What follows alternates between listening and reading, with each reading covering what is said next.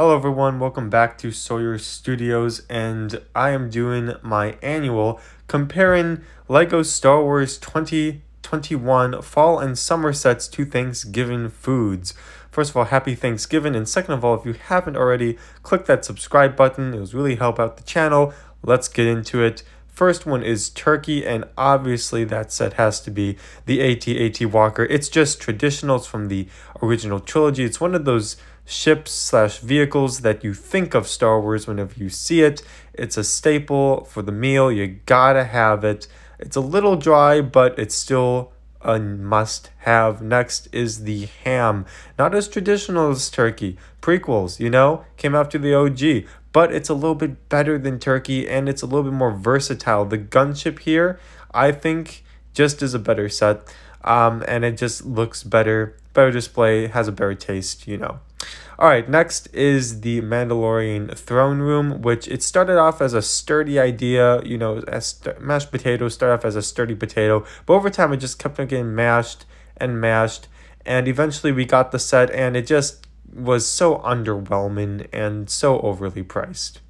Next is the gravy. The gravy is interesting because this is the Marauder. I feel like the Marauder, it's a little lackluster. It has a lot of features though, and it has that mortar trooper, and I think that's what really covers up some mess ups. Gravy, you pour it over stuff, it can cover up some mistakes.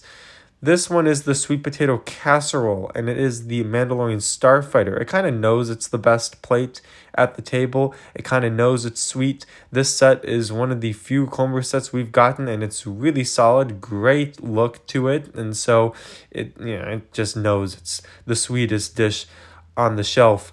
Here we have the stuffing, which is just a hodgepodge of so many different things. If you were to just take one of these ingredients, it would suck altogether. It's okay. It also depends on who's making it that year. If it's your Aunt Susie, maybe her stuffing's great.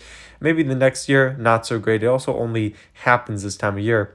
Next is the cranberry sauce. Cranberry sauce is not for everyone. This is an 18+ set, Darth Vader's transformation. But for the people who it is for, it's super sweet, and they definitely need it at their meal. For those who don't like it, they don't need it. They don't get it. So, Darth Vader's transformation chamber. Next is pecan pie. This really shouldn't work. It was a nut, and now it's a dessert. This was Slave 1, and now it's Boba Fett's Starship. It also, just the scale, the MIDI scale of this set shouldn't work, but it's a really well-designed and really well-detailed set that surprisingly is tasty. This is R2d2 the Pumpkin Pie. Of course, this is the traditional pie.